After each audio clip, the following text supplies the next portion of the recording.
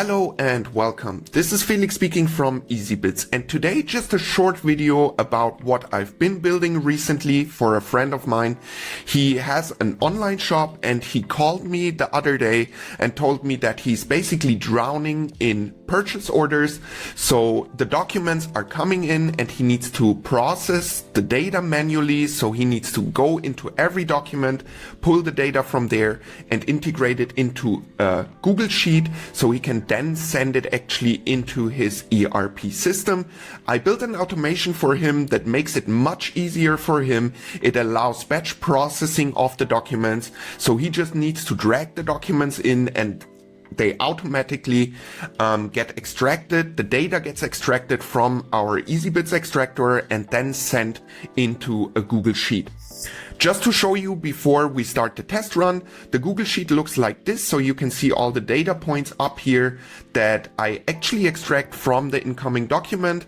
The reference number is grayed out because my friend told me that not every document will contain the reference number, so it's not needed, but I still extract it if it's there, just in case. Let's head over to my workflow in n8n. So we will click execute workflow so I can show you how this actually processes the documents. So I anonymized, of course, the documents that I have from my friend.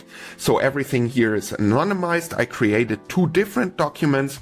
And to show you that, of course, batch processing works, I will open both of them and I will submit them here.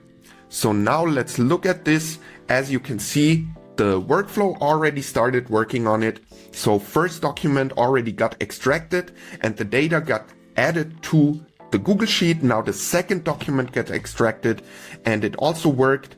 So now the form completion is happening, which is actually what is showing me now that the extraction is complete. So I also built an error log into this, which means if a field hasn't been extracted correctly, it will definitely flag it here. And it will also tell me which document caused the problems so I can dial back into it and check it manually. And now we can see in the Google Sheet that everything got extracted correctly.